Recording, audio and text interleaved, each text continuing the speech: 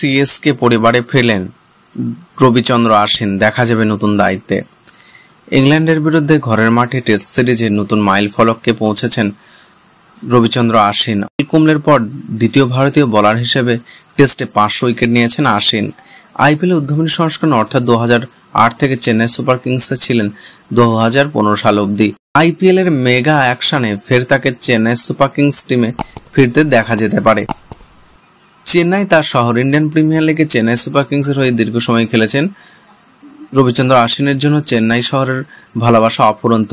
Indian premier লিগে গত 2 মরশুম অবশ্য রাজস্থান রয়্যালসের হয়ে খেলতে দেখা গিয়েছে এই স্পিনার বোলিং অলরাউন্ডারকে। আগামী মরশুমে আইপিএল এর মেগা নিলাম কে কোন দলে যাবেন নিশ্চয়তা নেই। তার আগেই অবশ্য নতুন ভূমিকায় চেন্নাই সুপার কিংসে ফিরলেন রবিচন্দ্র অশ্বিন। ইন্ডিয়ান প্রিমিয়ার লিগের 17তম সংস্করণে চ্যাম্পিয়ন হয়েছে কলকাতা নাইট রাইডার্স।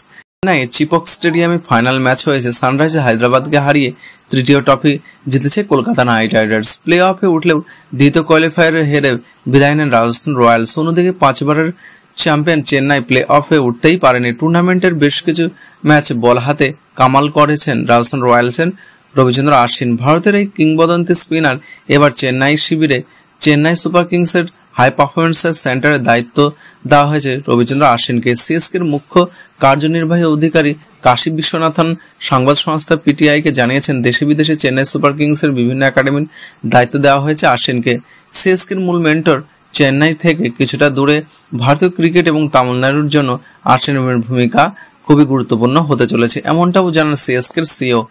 ইংল্যান্ডের বিরুদ্ধে ঘরের মাঠে টেস্ট সিরিজে নতুন মাইল ফলক পৌঁছেছেন রবিচন্দ্র অশ্বিন। অলিন কুম্বলের পর দ্বিতীয় ভারতীয় বোলার হিসেবে টেস্টে 500 উইকেট নিয়েছেন অশ্বিন। আইপিএল উদ্বোধনী সংস্করণ অর্থাৎ 2008 সাল থেকে চেন্নাই সুপার কিংসে ছিলেন 2015 সাল অবধি।